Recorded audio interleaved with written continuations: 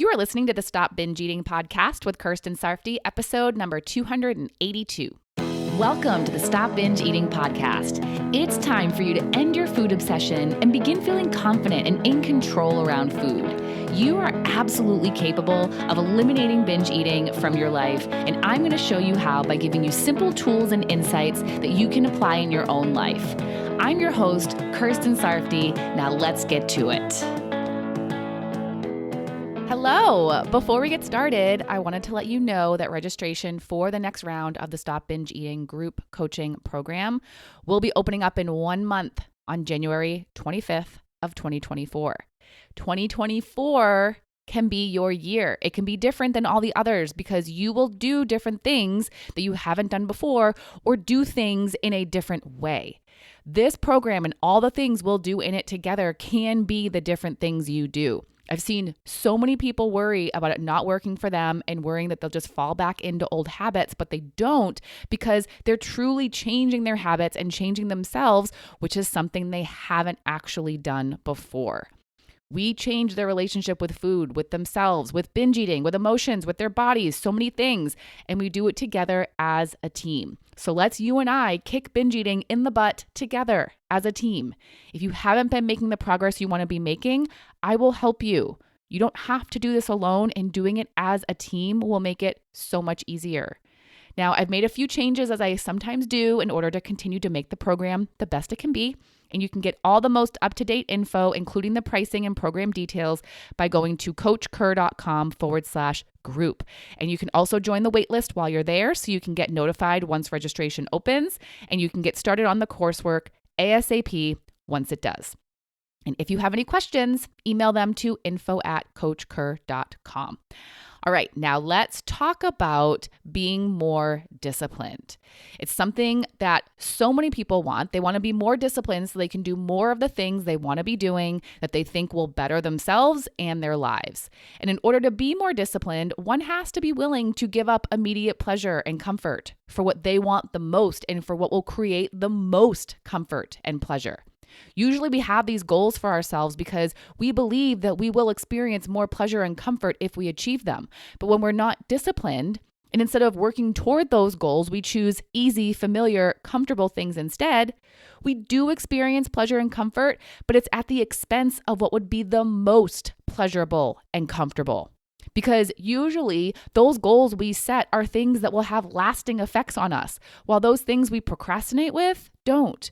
Not always, but that's usually the case, and that's why people get so frustrated with themselves when they're not disciplined. They know the result of being disciplined would be better than the result of doing that easy, pleasurable thing that they're comfortable with doing. So if you're one of those people who considers themselves to not be disciplined, how do you become more disciplined? Well, first, we have to know why you're lacking it. I could just give you some tips for how you're going to be more disciplined, but it's going to be much more effective if you know which would be the most beneficial for you to focus on. And you'll know what that is when you know what the root cause of your lack of discipline is. It's just like when I'm coaching my group members on anything binge eating related, before we get into how they can do something they want to do or not do something they don't want to do, we have to first know why they're doing or not doing what they're currently doing or not doing.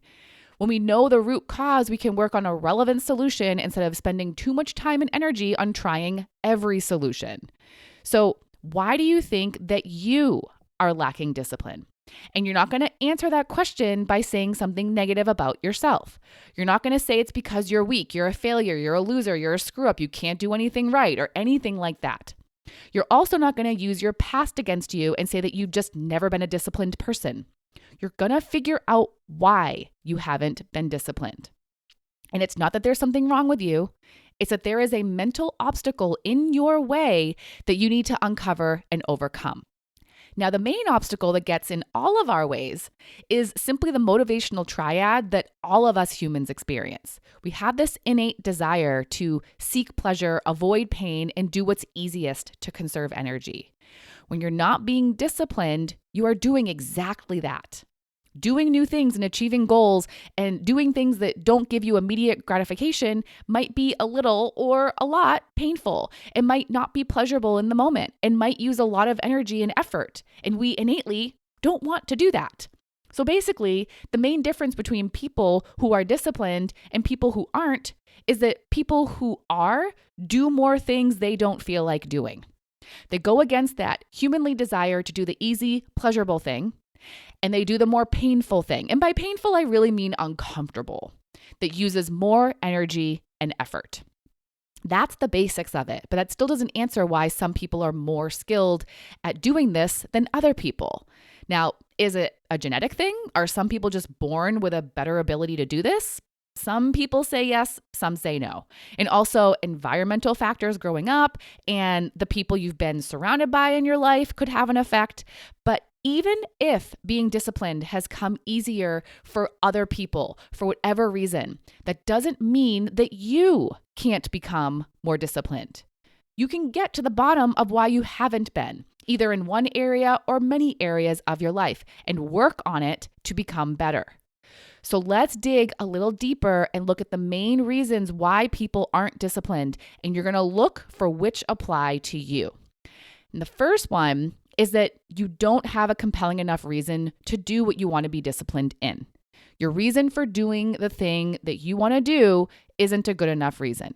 Now, this could be for one of two reasons. One, you simply don't want it bad enough, meaning that your reason isn't compelling or important enough for you to go through the discomfort and put in energy and effort. Your reason for doing the thing isn't as good as your reason for not doing the thing. So for example, say you want to be more disciplined about doing chores around the house when you get home from work before you relax. But you also have this strong desire to relax as soon as you get home because you've been so busy with work all day. Is your reason for doing chores before relaxing important enough for you to feel uncomfortable and use your energy for it? Maybe it's not, because you will have time to do it after relaxing, and really, it will be fine if you do it in 30 minutes or in an hour instead. And honestly, maybe it would be better for you if you did relax first, if you did give yourself a break between job work and homework. So maybe you're having such a hard time being disciplined with the home chores right after work because it's not important enough that you do it then. And it might be better for you if you don't. Now, there of course then comes the reasoning that if you do relax first, then it's not going to get done, even if there is time for it. But of course, it can get done if you work on the things I'm talking about in this episode. And if you have an important reason to get the things done, it will make it easier for you to do the uncomfortable thing and get them done. Compelling reasons are part of what gives us the motivation we need to be disciplined. Now, going back to what I was saying before, sometimes your reason isn't compelling enough, but also sometimes it might seem like you don't have a reason that's compelling enough, but really you're just not digging into your reason enough. Yes, you want to have the chores done. Yes, you want to have a clean and organized home, but why? And when you answer that question, ask yourself why again. Ask yourself why until you get to a reason that is specific and personal and is something meaningful for you. It has to greatly outweigh the reason for not doing the chores. And when you just stay on the surface of wanting a clean home and wanting things to be done, it's not going to be as strong of a motive than if you were telling yourself that you'll feel accomplished and you'll feel lighter and you won't have to keep thinking about it and you'll be able to enjoy your home and your free time more if you do it. To me, that reason hits so much more, and I'm more likely to do it if I'm thinking about that deeper reason. And it's the same thing when you want to stop binge eating. In order to do the work you'll need to do, you'll need to have discipline and do the work even when you don't feel like it. And by the work, I mean things like taking the time to think through your eating decisions, feeling through your emotions and urges, managing your thoughts around food, being intentionally kind to your body, being intentionally kind to yourself, things like that. When you get specific and personal about why you want to do these things to stop binge eating and have reasons that are meaningful to you, it's so much easier for you to do the things, even when you don't feel like it. So one reason why you might not be disciplined with what you want to be disciplined in could be that your reason to do it isn't compelling enough.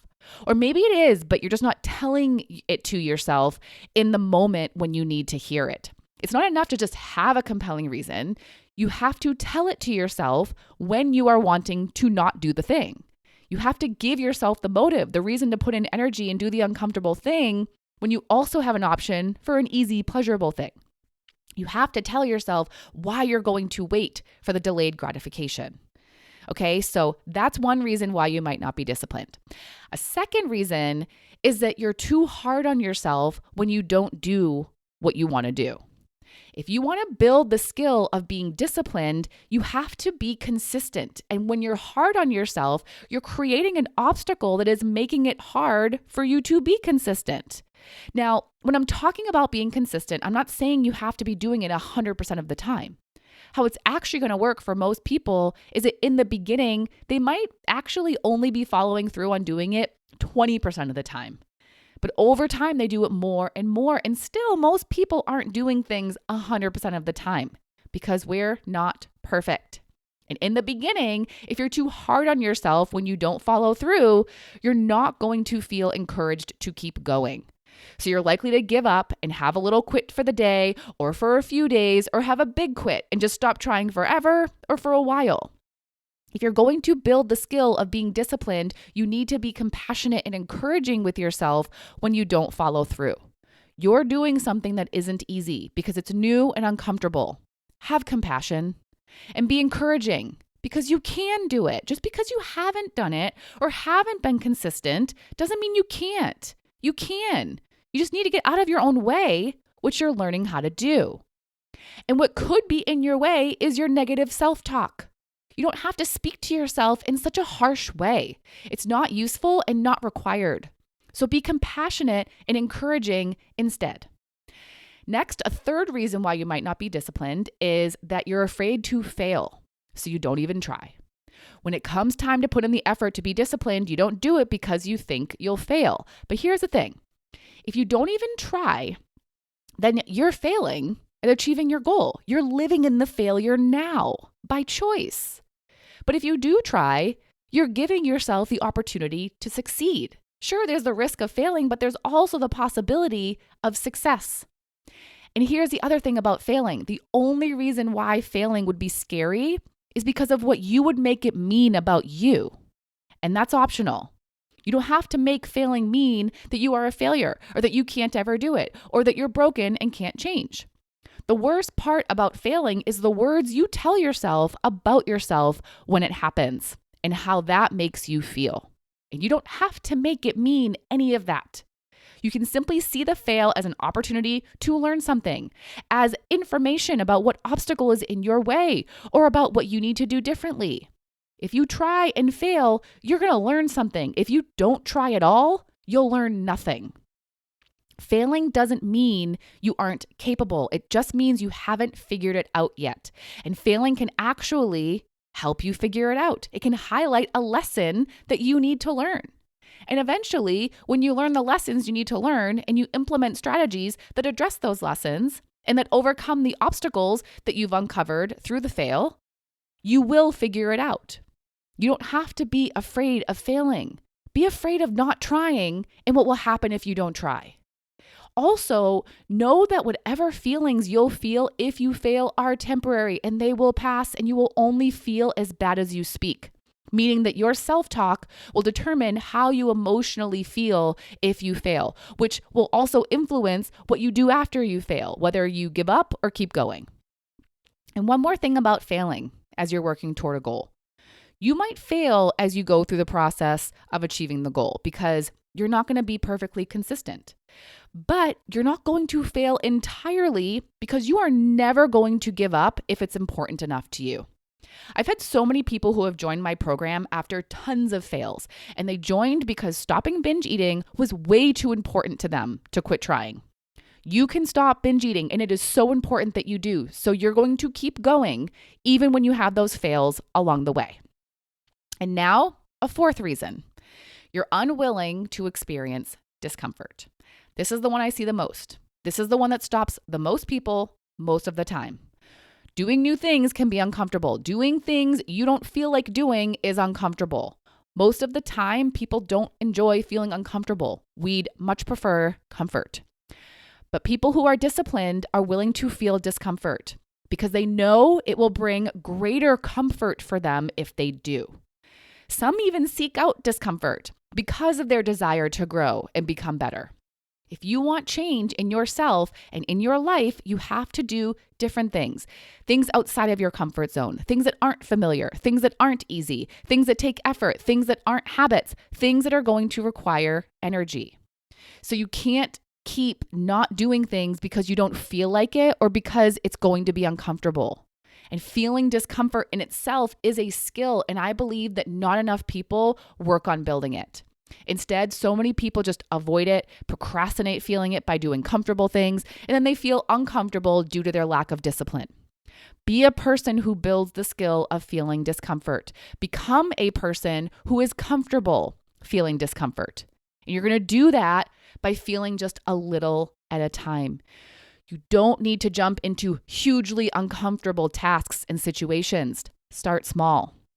And that goes for anything you're trying to be disciplined with, which brings us to a fifth reason, trying to do too much. I get that you might want to change many things in yourself and in your life. I get that you might want to be more disciplined with many things that you aren't. But don't try to work on them all at once. You'll get burnt out, or you just won't have the mental capacity or energy for them all, and you'll end up not being consistent with any of them. You're so much better off starting small with one doable thing. And you can even break down the small thing into something seemingly trivial and insignificant, which will actually be what starts your process of doing the thing you want to be disciplined with. So, for example, say you want to be more disciplined with meal prep. Instead of committing to prepping all your meals ahead of time, if that seems too daunting, go smaller. Does it seem more doable for you to just prep your lunches for the week? Or what if you went even smaller and prepped only one singular meal? You could start with just one, which might seem like it won't make a difference, but it will, because you're going to show yourself that you are capable of prepping a meal. Then when you become more disciplined with that one meal, you can add another when you feel ready. And over time, you can add more, and it will all lead you to where you ultimately want to be. One small step, one smaller bit of discomfort at a time. Another example, say you want to be more disciplined about doing morning workouts. Instead of committing to an hour a day, go smaller. Does 30 minutes feel doable? What about 5 minutes? What about just putting on your workout clothes? You could start with just committing to putting on your workout clothes 3 mornings a week. You don't even have to work out. Just work through the small discomfort of putting on the clothes. And remember what the purpose of this is. It's to move you toward a bigger goal that you have important reasons to achieve. Get to that compelling reason. You don't have to jump right into doing it all and trying to be disciplined with all these huge new routines or habits you want. Start with something super small and very doable that will only require you to experience a little discomfort. And you get good at doing that before you move on to something a teeny tiny bit bigger. And when it comes to working on stopping binge eating, instead of trying to do like 10 different things that you've learned on the podcast, pick one. Just pick one episode, one topic that is only a little uncomfortable, and work on being disciplined with that. And remember, you don't have to be perfect, and it's okay if you fail. You're going to keep going and manage your self-talk through the process. So to be more disciplined, here's what you're going to do, depending on what it is that has been stopping you from being more disciplined. Make sure you have a compelling, important reason to do what it is that you want to be disciplined in. And tell yourself that reason when you don't feel like doing it. You're going to create motivation for yourself. And it may not be like super good feeling motivation, but you're going to give yourself a motive to push you to do what you don't feel like doing. Be honest about how not being disciplined in this thing affects your life and how being disciplined in it will affect your life. For me, I don't always want to do a workout before work, but I know it will help me to feel better and have more energy, which will help me to get more done. And having more energy will make my free time more pleasurable instead of being drained of energy and not being able to enjoy it. So I tell myself that when I don't feel like doing the workout. I also do it when it comes time to make a grocery shopping list and figure out what meals I want to eat during the week. I don't enjoy doing that. Most of the time, I don't feel like doing it, but I do it anyway because I have reasons that are important to me to do it. And I think about those reasons when I feel resistance to doing it. So make sure you have those important, compelling reasons for the things you're not going to feel like doing. You're also going to be compassionate and encouraging with yourself when you aren't doing what you want to be doing. So you lift yourself up and keep going so you can be as consistent as you can, even if it's not a lot in the beginning. You're going to use that fail as information and learn about your mental obstacles so you can do something different to help you overcome whatever the obstacle was.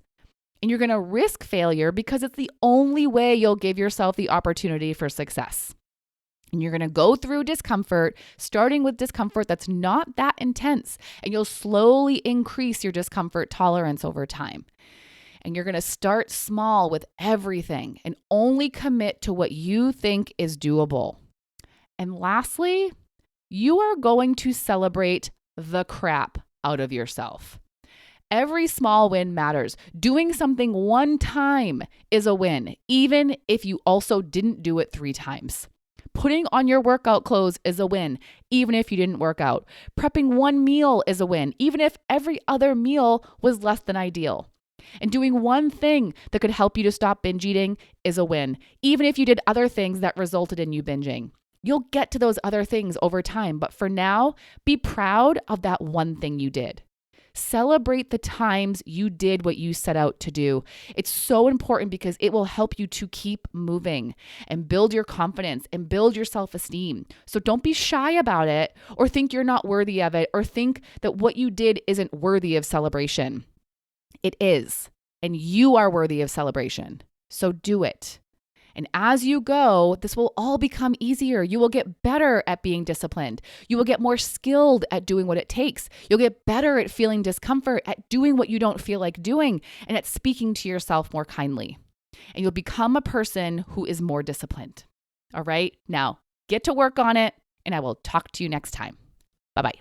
Thank you for listening to the Stop Binge Eating podcast. If you like what you heard today and you want more, go to coachkir.com/free. That's COACHKIR.com/free to get some awesome free stuff to help you stop binge eating.